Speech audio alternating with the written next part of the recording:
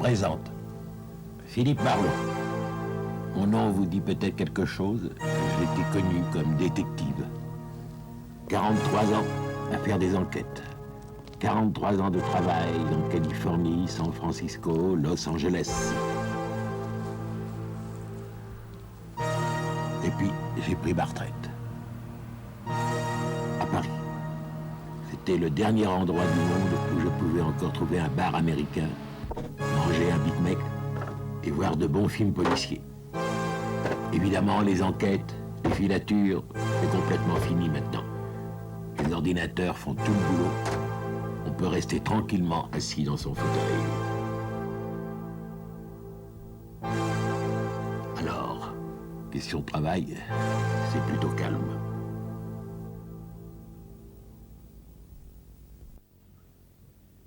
Je pensais souvent à elle. Je revivais le passé. Je m'ennuyais. Un jour, j'ai reçu une curieuse visite. Elle était belle. Elle était mystérieuse. Elle avait terriblement besoin de moi. Monsieur Marlot, je crois. Je suis à la recherche d'un livre. L'édition 1860 de Bénure avec un errata page 113. Évidemment, elle savait aussi bien que moi qu'il n'y avait jamais eu d'édition 1860 de Bénure. Et ce n'est pas un livre qu'elle cherchait. J'ai mis du temps à comprendre ce qu'elle voulait. Bon, récapitulons. Votre père est mort il y a 20 ans. Mademoiselle? Lorraine Lévinas. Et votre père? Maurice Lévinas. Bon, alors votre père est mort il y a 20 ans, ce qui nous met en 1980. Vous avez en votre possession une bande magnétique qui lui appartenait, que vous désirez lire. Je suppose qu'elle a pour vous une importance sentimentale. C'est ça? Bon, alors, jusque-là, je comprends, mais je ne vois pas en quoi je puis vous être utile. Mon père était un personnage assez curieux. Ouais. Il était informaticien. Il inventait toutes sortes d'applications. Il s'occupait de musique et d'enseignement assisté par ordinateur. Et puis, il se passionnait pour le cryptage. Oui, le cryptage. Oui, vous savez, oui. Il s'agit de rendre un message absolument incompréhensible pour tous ceux à qui ce message n'est pas adressé. Oui, ça je suis au courant, mais je ne vois pas ce que je peux faire, car dans ce domaine, il y a des gens beaucoup plus qualifiés que moi. Attendez, je vous explique. Mon père avait inventé un cryptosystème. Je crois qu'il s'appelait MBC. C'était un système parfait. Dans ce domaine, vous savez, les systèmes parfaits ou inviolables... Oui, n'empêche qu'il faudrait compter environ 40 millions de milliards d'années avec les ordinateurs les plus puissants pour retrouver la clé qui permettrait de décrypter ce message. J'en suis sûre. Ah, évidemment, vous n'avez pas le temps d'attendre jusque-là. Non. Et je suis sûre que mon père a laissé quelque part la clé, mais je ne sais pas où. Et de quoi se composait cette clé? Des chiffres. Des chiffres. De mon temps, il y avait des gens, pour gagner aux courses, ils jouaient le numéro de leur date de naissance, de leur carte de sécurité sociale, de leur permis de conduire. Vous avez essayé tout ça? Évidemment, et ça ne marche pas. Ouais. Alors ça marche pas, qu'est-ce que je peux faire, moi? Je vous en supplie, monsieur Marlot. Vous êtes le seul à pouvoir m'aider. Je vous paierai, monsieur Marlot. Bon, écoutez, je veux bien essayer. Ce sera 50$ par jour, plus les frais. Merci. Je peux vous embrasser? Écoutez, attendez que j'ai commencé mon enquête avant de commencer à m'embrasser. Il a bien fallu commencer cette enquête. Les baisers, je préférais les mériter. L'argent aussi. Je ne savais pas ce que j'allais trouver.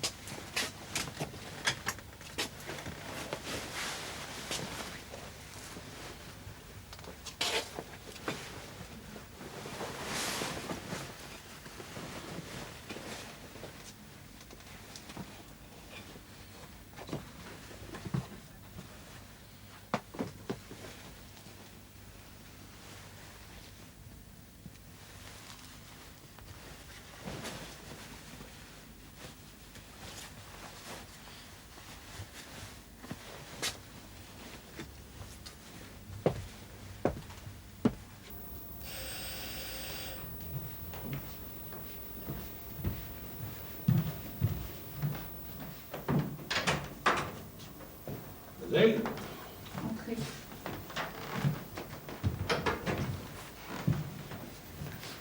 C'est très agréable chez vous. C'est ici que mon père travaillait. Ah. J'ai rien touché. Bien.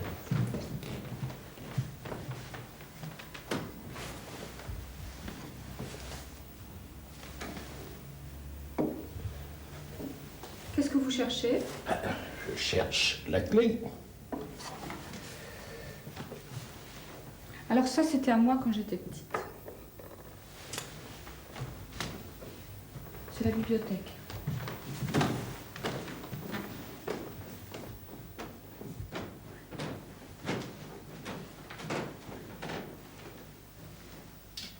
Monsieur Marlowe. Oui.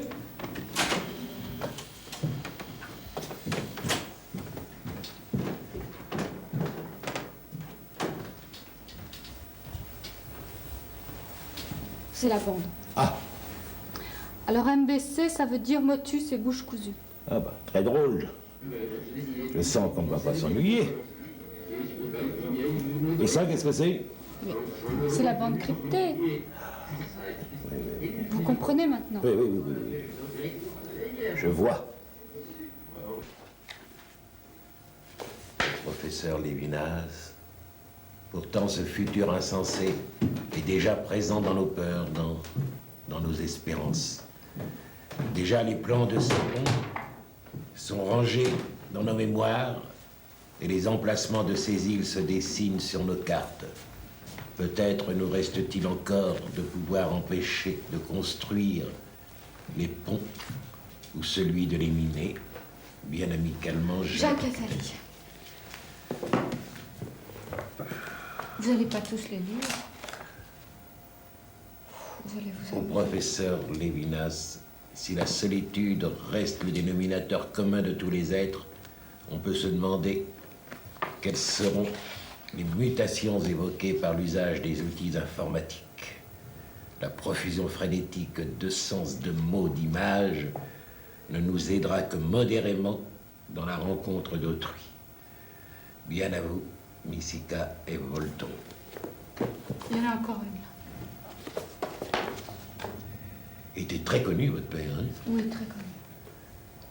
L'importance d'une telle transformation demeure cependant indéchiffrable pour ceux qui la vivent, sauf à la considérer avec l'œil de Fabrice à Waterloo.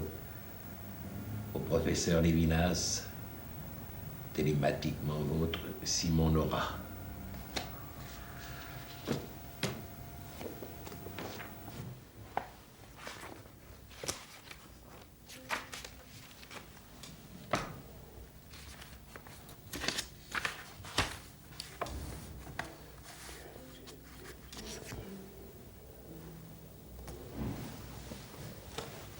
Et cette photo...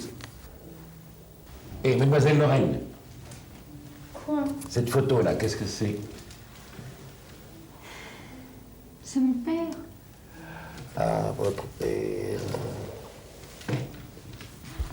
Logo, février 1980. Il est bien mort en 1980, votre père. Oui, en février.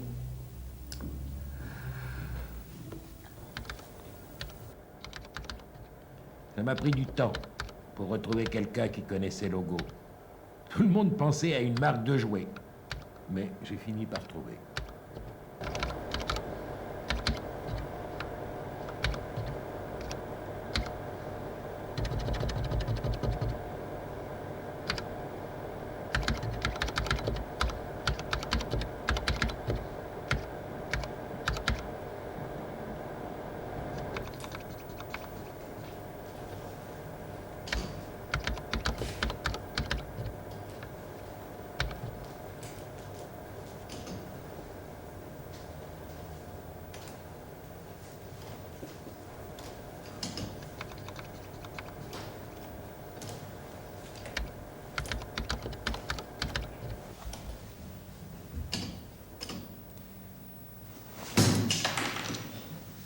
Oui, Philippe Marlowe, détective. détective c'est une blague, non? Logo février 80. Comment avez-vous cette photo? Souvenir de famille. J'aimerais savoir ce que font les enfants qui sont sur cette photo. Ah bon? Ben écoutez, je vais interroger les archives. Logo est un système qui a été mis au point par le laboratoire d'intelligence artificielle, du MIT.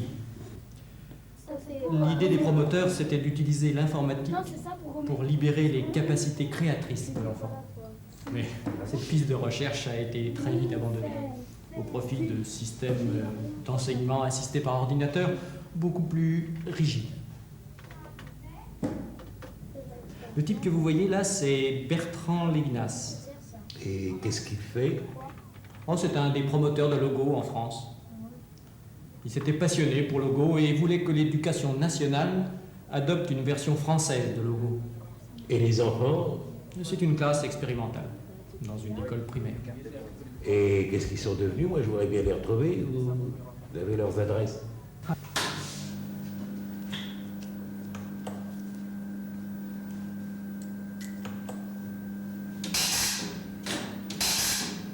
Non, non, c'est pas la peine.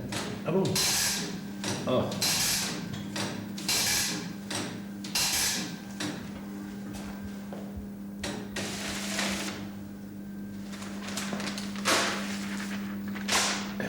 Ils travaillaient tous dans l'informatique. Par la machine, Le premier, par l'ordinateur. c'était Schwarzberg. Nous pouvons intervenir par le télétype. Il C'est un avait procédé une très petite fiable, entreprise très peu de mécanique. Pratiquement sans problème. Excusez-moi. Que ce livre de la Torah ne quitte jamais tes lèvres, et que tu la médites jour et nuit. Trouve-moi une heure qui ne soit ni du jour, ni de la nuit, et étudie alors la sagesse grecque. Sagesse grecque, Schmeck. Il y a sur ce point contestation de Rav Shmuel à la manie. Il dit, au nom de Rav Jonathan, c'est un verset. Il dit, ce verset, Qu'est-ce qu'ils font là, les amis? oui, mais ni une Il obligation, commente un passage ni de la un Mishnah, commandement, c'est l'exégèse du Talmud. le Saint béni Quand vous soit-il êtes arrivés a d'ailleurs, nous étions en train illustré d'évoquer les enseignements le de la service Torah liturgique particulièrement dans le cher. sanctuaire du désert. Car il est dit, mais Et quelle est la finalité de Christ ces nom, opérations? son jeune serviteur, ne quittez pas Nul le ne temple peut de se la soustraire à la parole divine. Le Saint béni soit-il. Et l'exégèse du Talmud n'est le privilège ni des rabbins ni des savants. Le problème, c'est que ça prend beaucoup de temps. Mon grand-père, par exemple, voyez-vous, pouvait consacrer que très peu de temps le soir, la journée il travaillait. Alors que nous, à travers ce procédé de suivi automatisé de production, nous pouvons dégager beaucoup de temps à l'étude du Talmud. Monsieur Marlowe.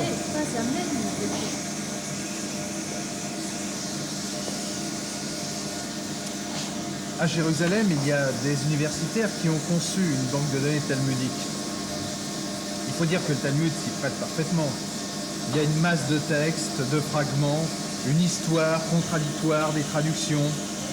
On peut interroger avec des mots-clés, des passages relatifs à une idée. Proposez-moi un mot, par exemple. N'importe quoi. Visage? Un autre. Image?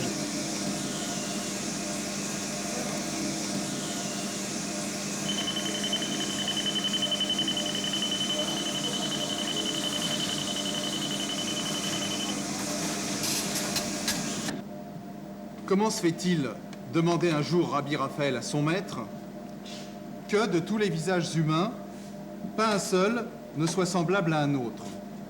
Visage. Et Rabbi Pinas répondit, c'est parce que l'homme a été fait à l'image de Dieu. Image. Vous voyez, ça marche bien. Oui. Trop bien même.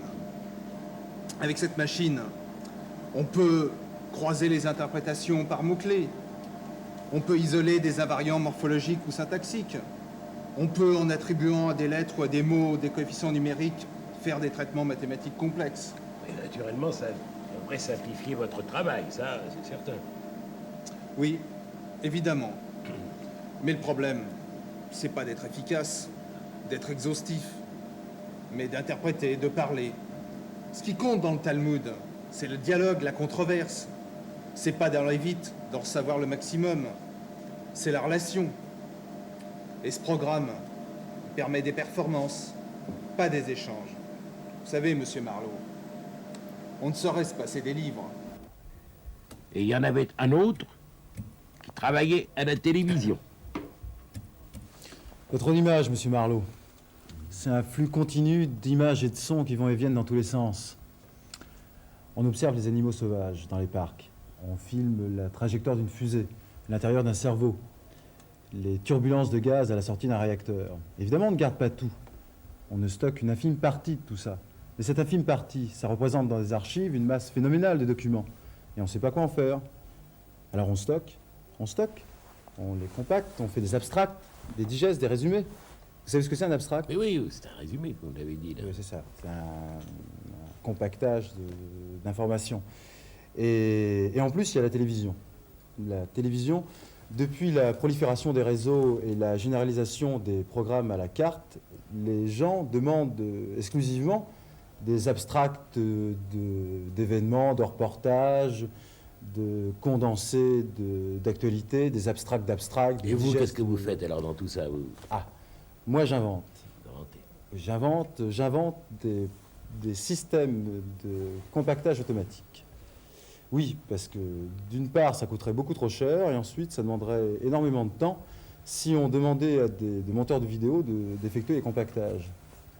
Alors, on a des machines qui font ça très bien. Évidemment, c'est toujours un peu pareil.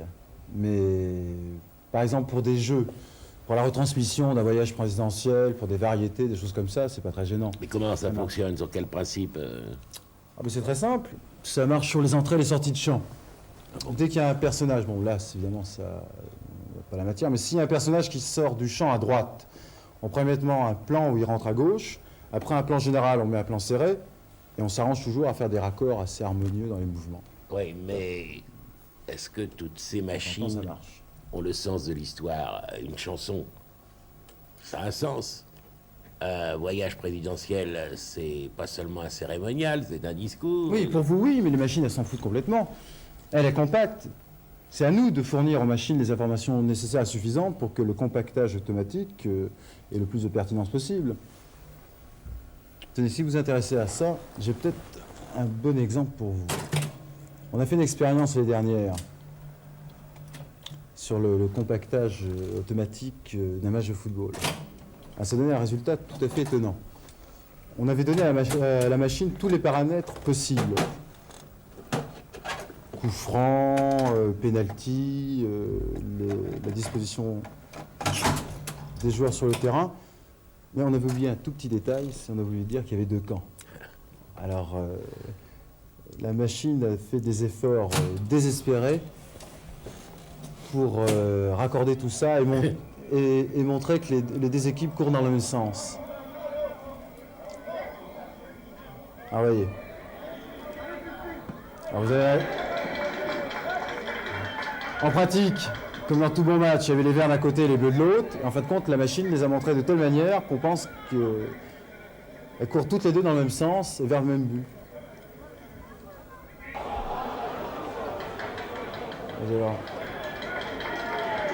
On va jouer un peu au hasard, mais regardez.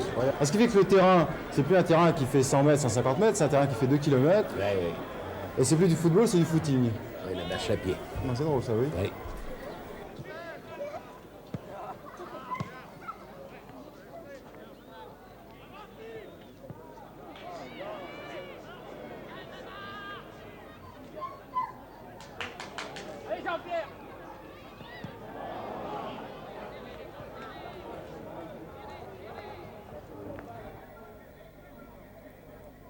Oui, bon, c'est ce genre de choses qu'on a toujours réussi à... Oui, ce genre de bêtises apparentes dues à l'ordinateur, hein, c'est ta capacité de rattraper les erreurs, de faire autre chose que ce qu'on lui a demandé de faire. Eh bien, le professeur Lévinas, il avait une très belle formule là-dessus. Il disait que les ordinateurs sont paresseux, mais c'est normal. Mais par contre, nous, on ne devait pas être paresseux. Et c'est tout ce que vous pouvez me dire sur Lévinas? Écoutez, j'ai peur que oui. Enfin, il paraît qu'à la fin de sa vie, il était très inquiet, oui, très préoccupé des retombées de l'informatisation. Ça m'étonne qu'à moitié, parce qu'il avait quelques raisons de l'être. Pourquoi ça, vous voulez me Parce dire? que c'était un maniaque. C'était un pur maniaque. Chacun dans la classe avait une place bien précise et tenait à ce qu'on s'assoie chaque fois à sa place et pas une autre. Il nous avait même donné un numéro. Un numéro, je ne sais plus très bien d'ailleurs à quoi ça correspond, mais régulièrement, il nous demandait notre numéro, il tenait à ce qu'on s'en souvienne. Ah oui, non, c'était un type très bizarre. Attendez, excusez-moi. Je reviens là-dessus. Oui, c'était vraiment un drôle de gars. Vous voyez le genre un peu du maniaque très préoccupé par ses petites affaires. Écoutez, si ça ne vous dérange pas, je vais continuer de travailler. D'accord. Hein, mais vous pouvez rester là. On est en train de faire un truc qui peut vous intéresser, c'est le compactage automatique d'une rétrospective, les 40 ans de chansons de Johnny Hallyday. Oui. Vous avez entendu son Papa Noël? Ah, c'est sa dernière production. Vous allez voir.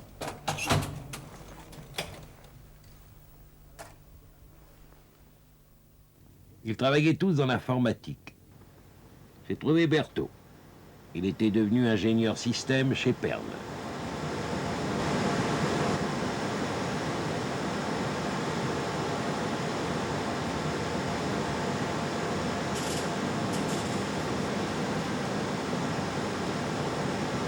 Qu'est-ce que vous faites là? J'ai quelques questions à vous poser. À propos de quoi? Lévinas. Bertrand Lévinas, ça vous dit quelque chose? Lévinas, le professeur Lévinas? Oui. Je l'ai connu, j'étais petit comme ça. Il est mort maintenant.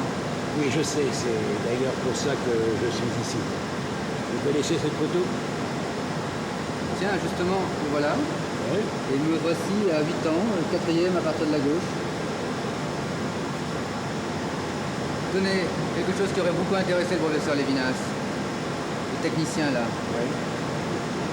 Bien, vous savez que cette usine est complètement automatisée. Oui. Et ça fait 10 ans qu'elle fonctionne. Et le technicien est là, il n'a qu'une seule chose à faire. C'est surveiller. Lorsqu'une machine tombe en panne, à ce moment-là, il doit repérer la cause, l'origine. Ensuite, il doit couper le circuit et appeler la maintenance. Et il y en a souvent des pannes? C'est là tout le problème. Il n'y en a pas eu depuis 10 ans. Alors, technologiquement, on en a une fiabilité absolue. Et alors vous, dans tout ça, qu'est-ce que vous faites? Je suis ingénieur de sécurité. Dans tout système, il y a une faille. Et je suis chargé de déterminer l'endroit où peuvent se produire des problèmes.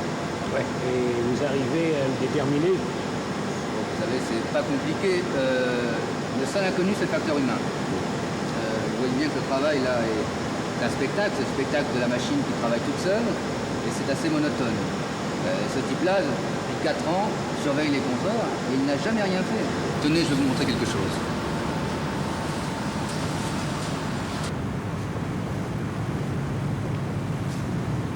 En fait, mon métier, ça consiste à provoquer des pannes. Tenez, là, je vais simuler quelque chose qui ressemble à un dérèglement. Je vais modifier la composition chimique du produit. Voilà. Là, je crois que le technicien devrait commencer à s'affoler.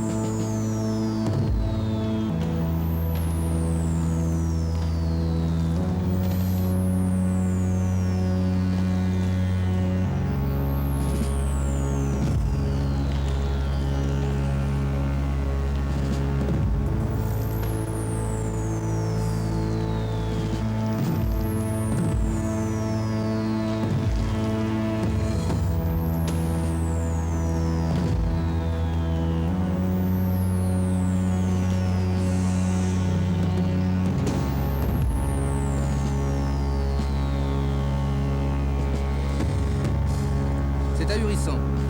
Et c'est toujours comme ça, dans toutes les usines où j'ai fait la même expérience. Ils remarquent tout de suite le problème, ils ne sont pas indifférents, On dirait que ça les amuse. Je ne me faisais pas beaucoup d'illusions, mais je continuais à chercher.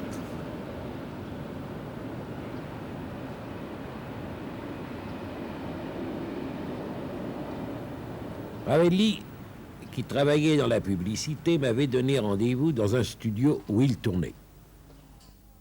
Miroir, dis-moi, suis-je toujours la plus belle? Majesté, Blanche-Neige est plus belle que vous. Miroir, prends garde, suis-je toujours la plus belle? Majesté, Blanche-Neige est plus belle que vous, ne vous en déplaise. Ne vous en déplaise, imbécile, et qu'a-t-elle de plus que moi? La fraîcheur du teint, l'éclat des yeux, la grâce de la jeunesse, l'élégance du geste, la légèreté de la silhouette. Il suffit. Et que dois-je faire? Réponds. La question est mal formulée. Et que puis-je faire pour redevenir la plus belle? Supprimer Blanche-Neige. Coupez. Excusez-moi, il n'y avait pas de signal rouge. C'est Marlowe, je suppose. Oui. C'est Marlowe, c'est trop tard. Non, de toute façon, c'est fait. Hein. J'étais curieux de revoir un plateau de cinéma et je m'aperçois que ça n'a pas tellement changé depuis 30 ans. Hein. Non, c'est toujours les mêmes. Ah ben ça, c'est une Mitchell. Hein, toujours les bons vieux Michel. Venez maintenant, monsieur Marlowe. On va se mettre là pour parler, parce que de toute façon... Mais Michel, c'est comme l'accent italien. Il faut savoir faire le cinéma. Ouais. Asseyez-vous. Qu'est-ce qu'on fait maintenant? Tu m'éteins les quartz, parce qu'on ne peut pas parler, et puis tu fais répéter un peu, hein, avec un petit peu de... Et donc, diversion, Pas hein. perdre trop de temps maintenant. si les miroirs parlent tout, ils n'ont plus besoin de réfléchir. Hein. C'est une bonne idée, ça, hein, monsieur Marlowe, parce que les miroirs qui réfléchissent, qui pensent, qui parlent, très bien, ça. Excellent. Excellent. Et si, moi, quand je me rase le matin, je me coupe, qu'est-ce qu'il dit alors, le miroir? Bah, vous savez que c'est une excellente idée des spots publicitaires, ça. Monsieur Marlowe, vous devriez faire de la publicité. Ouais, vous me flattez. Hein. Et donc, si je ne me trompe, là, ce miroir là-bas, c'est un ordinateur. Absolument, c'est un Iris 8000, le meilleur de la série. C'est le haut de la gamme, les plus beaux ordinateurs, les plus sophistiqués qu'il existe. On est en train de faire une petite pub là-dessous. Hein. Oui, parce que maintenant, monsieur Marlowe, il faut dire une chose, c'est que les gens, ils ne veulent plus mettre la machine dans la salle à manger. La machine, ça va dans le placard, comme l'aspirateur ou la machine à laver. L'ordinateur, c'est pareil. Il n'y a plus les petits boutons, les vitres fumées, et tout ce que vous voulez. Hein. Il faut que ce soit accessible et invisible. C'est comme un peu la hi-fi en 1970. Vous vous rappelez, monsieur Marlowe? Oui. Ah, ben, d'ailleurs, là, il y a eu la même chose en Amérique, ça a été... Exactement. un phénomène. C'était les gens qui avaient des chaînes Oui. qui faisaient 4 fois 100 watts, énormes, majestueuses, qui avaient quelques disques et passaient dans un tout petit appartement. Alors, vous comprenez, c'est pas... Oui. Et le professeur Lévinas. Oui, mais j'y arrive, ne vous inquiétez pas. Parce que... Qu'est-ce que je disais? Ah oui, je disais quelque chose de très important. Les gens, en 1970, avec les chaînes hi-fi, ils utilisaient au 10% de la possibilité technique, le matériel. Les ordinateurs, maintenant, c'est pareil. Alors, c'est pas parce qu'on va mettre un allume-cigare ou je sais pas, moi, les petits boutons en plus que ça va se vendre. Ou parce que la mémoire, elle est meilleure ou le traitement, il est plus rapide. Non, pas du tout. Maintenant, il faut qu'il soit efficace, mais banal. Les plus sophistiqués, c'est les plus banals. Celui-là, qui est les pointes, les Iris 8000, il est fabuleux. Il n'a plus qu'un tout petit bouton qui les fait marcher. Vous me parliez de quoi déjà des... Professeur Lévinas. Ah oui, des professeurs Lévinas. Professeur Lévinas, je me souviens très bien maintenant. J'étais tout petit. Il était très gentil, le professeur Lévinas. Il riait tout le temps et tout ça. Il nous faisait faire des choses très amusantes parce qu'on avait les premiers ordinateurs à l'époque à l'école.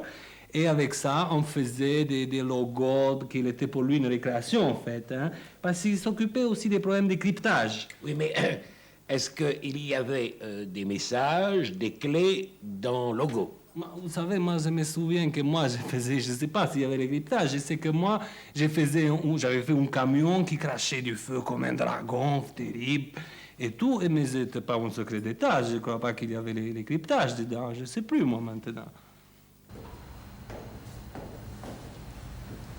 La suivante, elle, était psychiatre.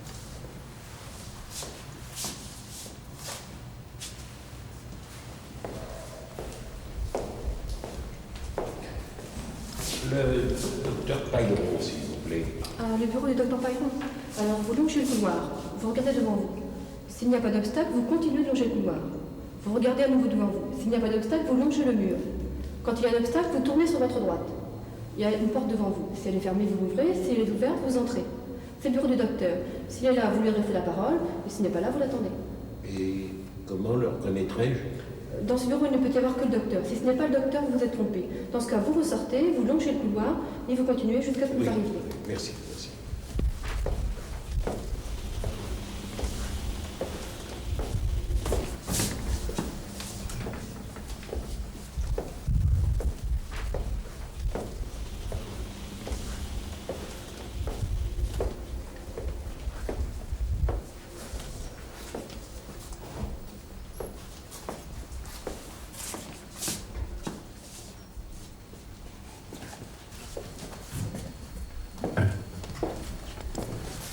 Le docteur Pailleron, s'il vous plaît. Oui, c'est moi.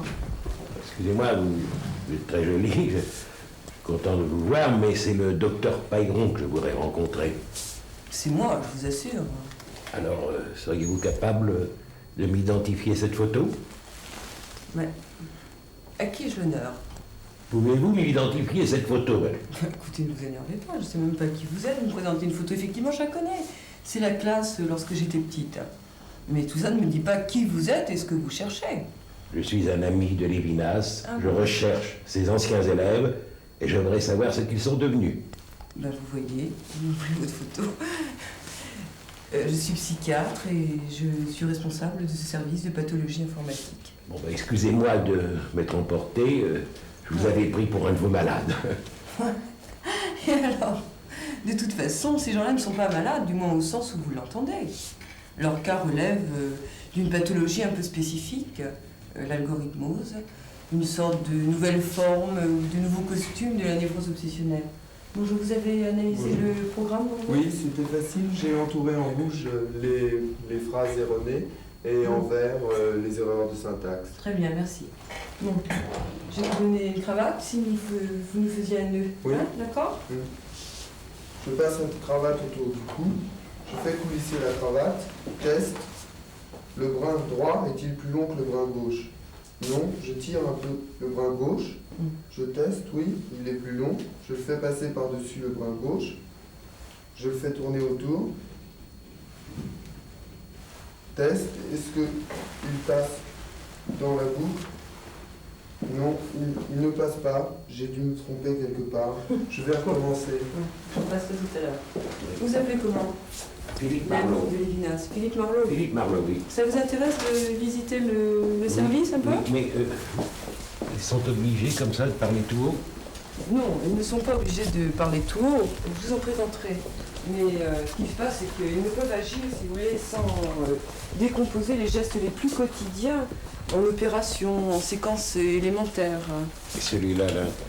Ah, celui-là, il passe son temps à établir des programmes paradoxaux, où il fait rentrer des informations contradictoires, ouais, la dynamique du double bind.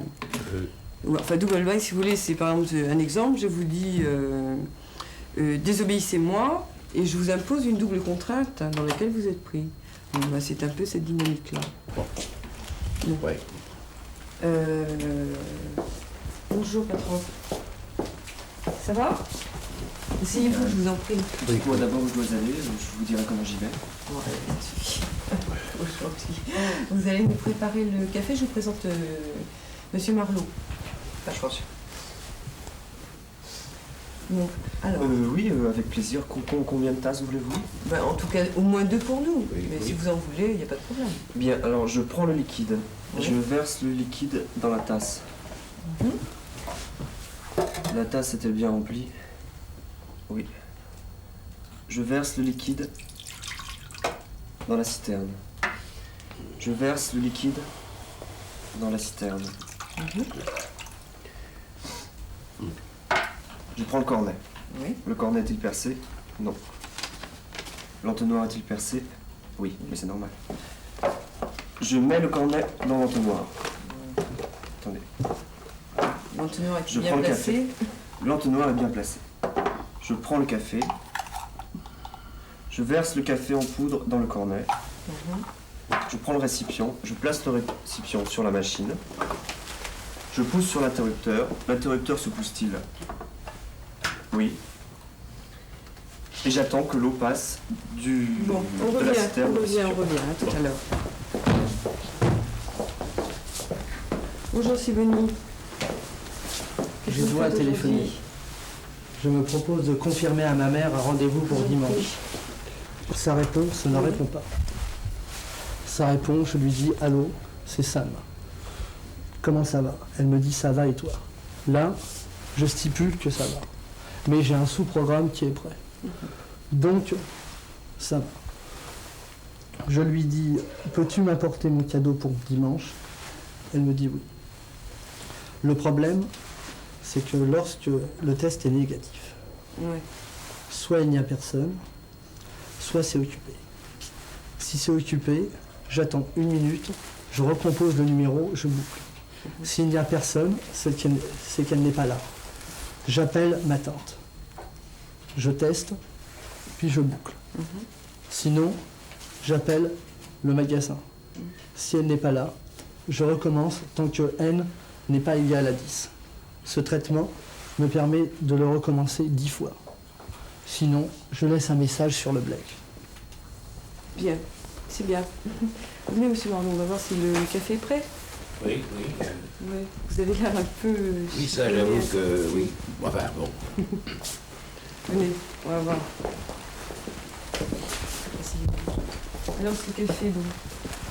Eh bien, j'ai versé le liquide dans la tasse. J'ai versé le contenu de la tasse dans la citerne. Je l'ai fait 2 fois. J'ai attendu que l'eau de la citerne passe dans le récipient, la poudre, l'interrupteur, et j'attends maintenant que le café soit fait. Ah bon, mais entre-temps, vous l'avez déjà fait? Oui, je l'ai déjà fait. Alors, qu'est-ce qui s'est passé? Vous avez, Il doit y avoir vous êtes une pris erreur. dans une boucle, là? Dans une boucle, oui. Parce que vous avez simplement pris comme donnée liquide.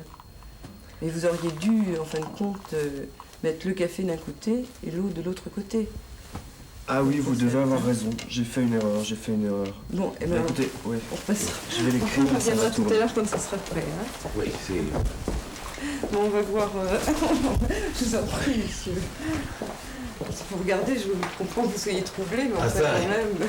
c'est correct. On va voir, vous remet son nœud. Alors, vous remet ce nœud.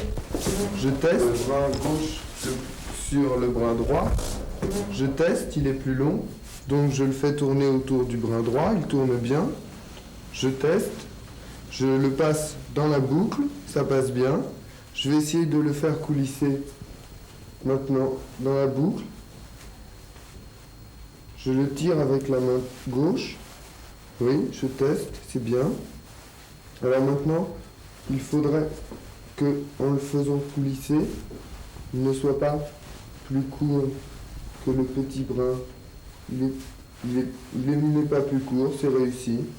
C'est réussi. Ben, vous faites des progrès quand même. Hein. Il y a Oui. moins de tests et moins de boucles là. Oui, oui. Vous avez marqué ça sur un papier? Oui, je voulais noter sur un papier. Soit A dans 1, B dans 2, A sur B, B sur A coulisses, test, A derrière B, B dans A, I tire B, puis F de A vers X de B, B F de A, I tire A, test, c'est réussi.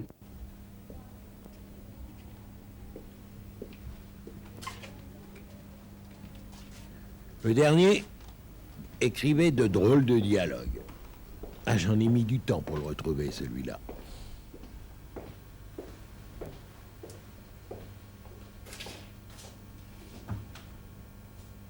Monsieur Zéphyr? J'aime aussi la couleur de votre sac. Et vos yeux. D'ailleurs, ils ont la même couleur. C'est bientôt fini, l'inventaire.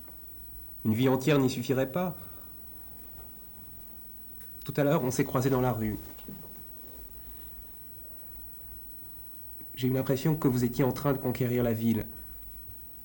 Je ne pouvais détacher mon regard. D'ailleurs, vous m'avez regardé. Je ne vous ai même pas vu. Ne niez pas, vous m'avez regardé. J'y ai même vu une sorte d'encouragement. Vous n'êtes pas du genre à attendre les encouragements. D'accord, vous ne m'avez pas encouragé.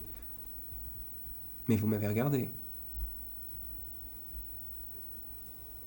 même si je me suis trompé sur ce que cela voulait dire. D'abord, je conquiers la ville, puis je vous fais les yeux doux. Un peu contradictoire, non? J'aime aussi vos contradictions. J'aime vos mensonges, votre mauvaise foi. Vous êtes tout à fait charmant, mais vous n'avez aucune chance.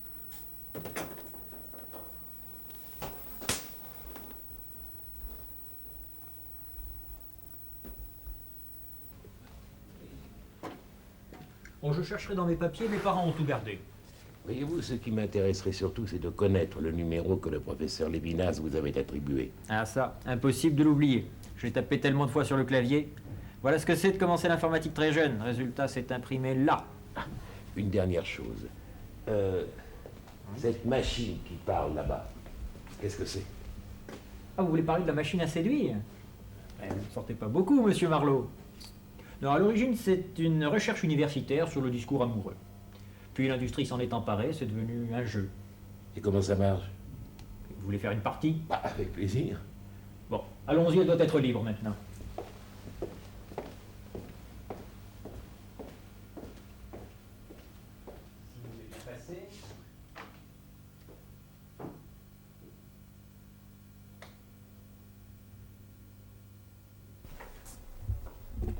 Je vais vous guider. On part, vous appuyez d'abord sur la touche rouge. Vous inscrivez oui. Touche rouge à nouveau. Et le chiffre 5, évidemment. Touche rouge enfin. Parfait. Maintenant, il va vous falloir choisir la personne avec laquelle vous désirez jouer. N'importe qui, mais il me faut une photo. Vous avez une photo? Oui, je crois, attendez. Oui. Parfait.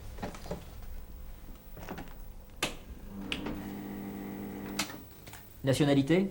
Française, je marque. Inscrivez, oui.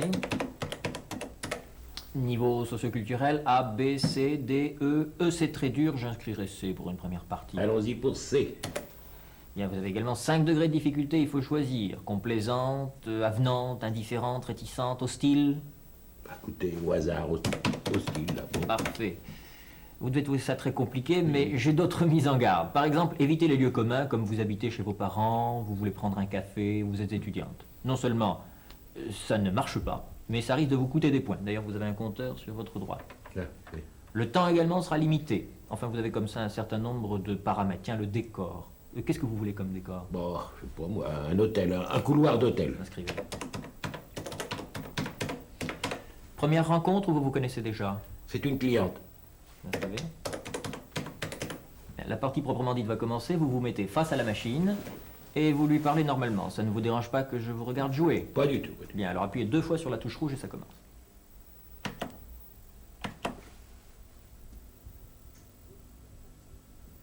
Vous entrez ou vous sortez? Qu'est-ce que ça peut vous faire? Bah, comme j'avais l'intention de vous suivre, je voudrais savoir si je dois me couvrir. Vous voudriez pas que je vous tricote une petite laine aussi? En couleur 40. Marron, vert foncé, léopard. J'ai l'habitude de me cacher dans les fourrés. Vous entrez ou vous sortez? Je n'arrivais pas à dormir. Moi aussi j'ai peur la nuit, nous pourrions peut-être nous associer. Si vous m'avez préparé un bouquet, il va faner. Les fleurs aiment l'eau et je déteste les raseurs. Vous m'avez donné sommeil. Bonsoir. Bonsoir bébé, vos parents vont s'inquiéter. Je ne m'appelle pas bébé, grand-père. Alors comment dois-je vous appeler? Appelez-moi mademoiselle. Bonsoir mademoiselle, et couvrez-vous bien. Et si je fais des cauchemars? Si la sorcière vient embêter Blanche-Neige, je suis au fond du couloir. Et si vous avez besoin de moi? Je sais, je siffle. Vous savez, quand j'étais petite, j'étais amoureuse de mon grand-père. 30 000 points, bravo monsieur Marlowe, vous avez gagné.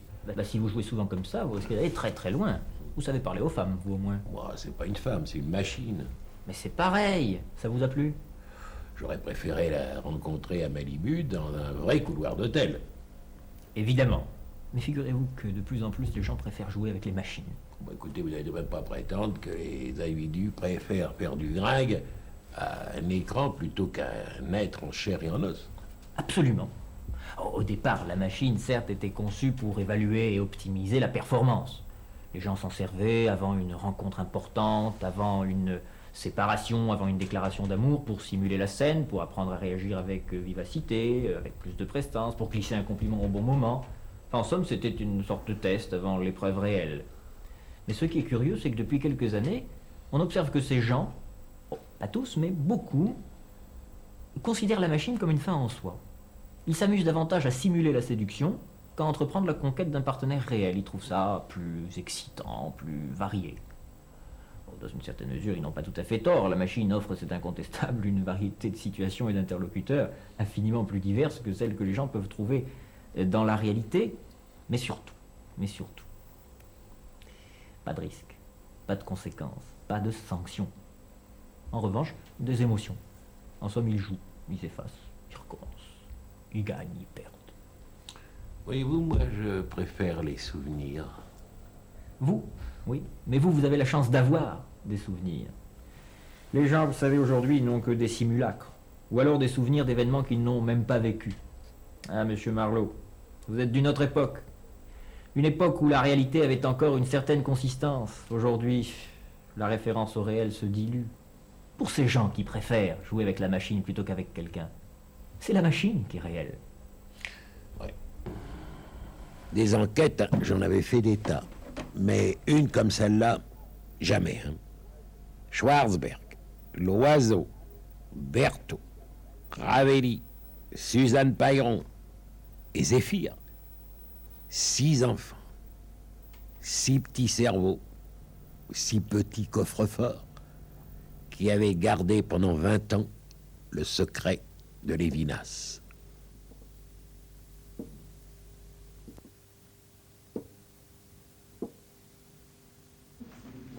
S'il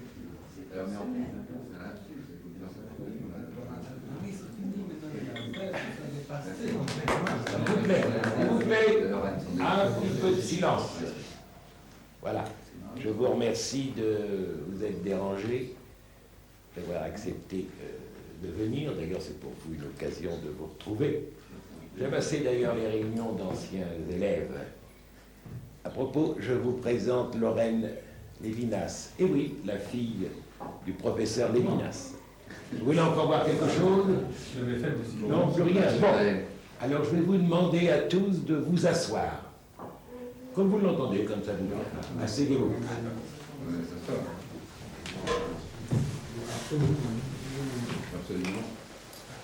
Bon.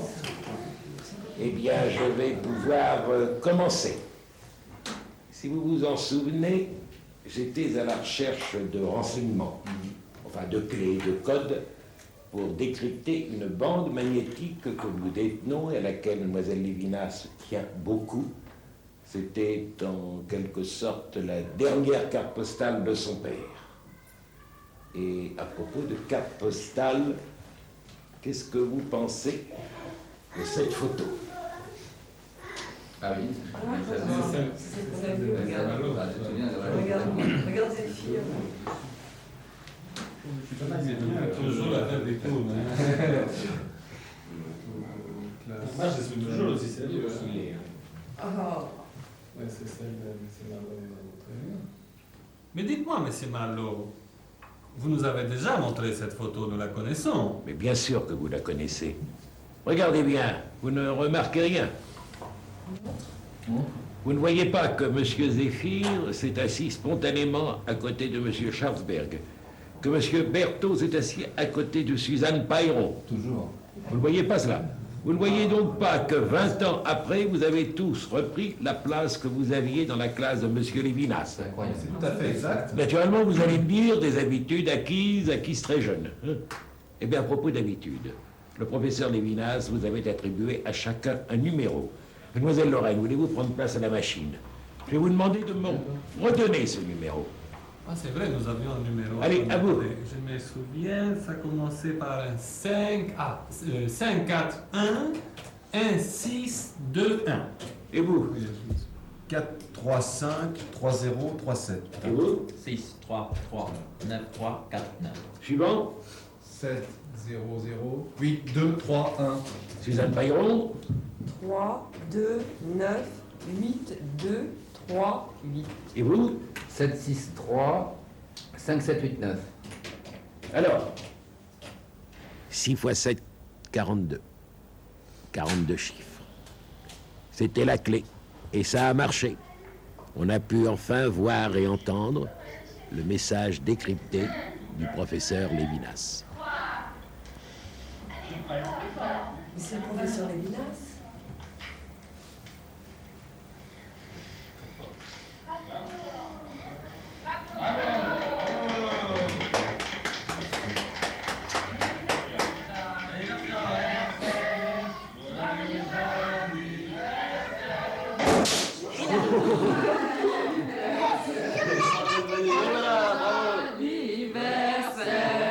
Allez, les gâteaux maintenant, les gâteaux. Allez, un discours maintenant. Un discours. Alors, du champagne avant le discours. Du champagne. Un discours.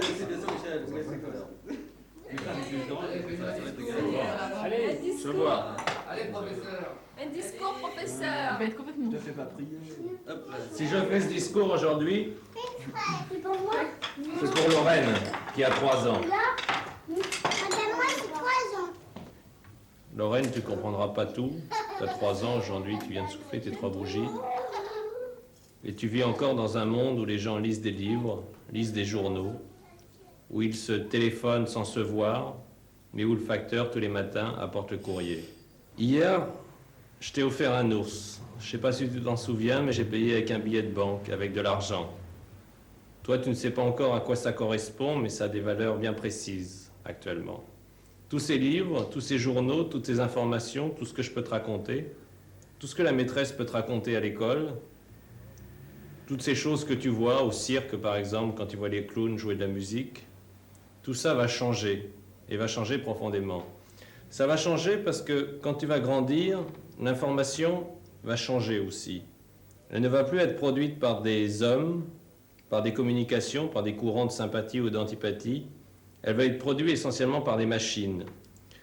Et c'est sur des machines que tu liras, c'est sur des machines que tu écriras à l'aide de clavier, c'est sur des machines que se fera de la musique, et c'est des machines qui raconteront des histoires. Ces machines, c'est pas qu'elles soient particulièrement méchantes ou particulièrement gentilles. Elles sont pas très intelligentes, mais elles sont pas bêtes non plus. Elles ont reçu une délégation de pouvoir extraordinaire des hommes. Et cette délégation de pouvoir, elle va profondément transformer le rapport des hommes et des machines. Moi, j'ai un peu peur de la machine, mais j'ai pas du tout peur de la machine en soi, j'ai peur de la machine qui est en moi. J'ai peur de la façon dont moi et les autres hommes vont utiliser les machines. Pendant longtemps, j'ai cru qu'il était possible de faire un bon usage de ces nouveaux automatismes, de ces nouvelles machines. En tant que chercheur, il était naturel pour moi de pousser à bout toutes les technologies sur lesquelles j'ai travaillé. Tout ce qu'il a été possible de faire pour moi a été fait. Et je ne connais pas de scientifique qui ait différé un seul travail pour des raisons morales ou pour d'autres raisons. Il n'y a pas là d'autre justification que la passion de la recherche. Tout le reste n'est que discours, aussi bien les impératifs du progrès, l'amour du genre humain ou ce genre de choses. Tout ça, c'est destiné à masquer l'autonomie et l'autonomie de notre production, la production du monde scientifique et technique. Les contacts entre les hommes, par machines et automatismes interposés, vont supprimer les risques, les douleurs des contacts directs des hommes entre eux et des hommes avec la nature, qui ont toujours été pénibles et douloureux, qui ont toujours été un travail. La plupart des gens, par manque de goût du risque, par paresse, vont préférer s'entourer de ce genre d'automatisme, du maximum d'automatisme, pour limiter au minimum le contact direct. Ce contact direct qui est aujourd'hui synonyme de douleur. Et il s'ensuivra quelque chose de très curieux, de très étonnant, de très nouveau, une perte du sens, une panne des sens.